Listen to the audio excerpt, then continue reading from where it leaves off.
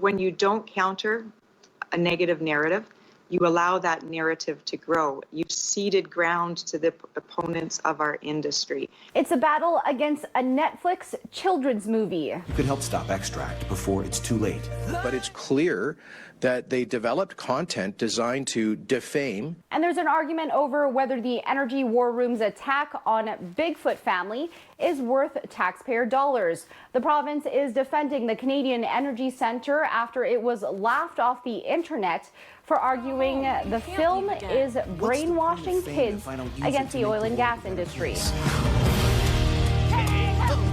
The NDP calling it an embarrassment and pushing for answers at a committee meeting Tuesday. To take obscure movies created to present misinformation about the energy sector and boost these obscure movies to the top of the charts. I think that's pretty awesome if they have that kind of ability. Extract Oil puts nature first. Clean oil by Extract. The movie has Father Bigfoot teaming up with environmentalists to protect a nature reserve from an Alaskan oil company.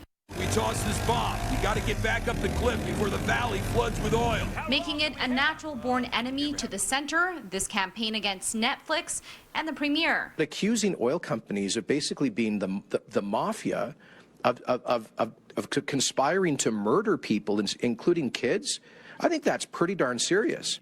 Once a $30 million a year budget, the UCP slashed funding for the so-called Energy War Room last March. The traditional old-fashioned way is you don't call these things war rooms, you call them lobbyists, and you call government policy development and things like that. And so if you compare it to what that cost would have been, no, this isn't worth it. This is probably, in fact, a more expensive way of accomplishing the same goals.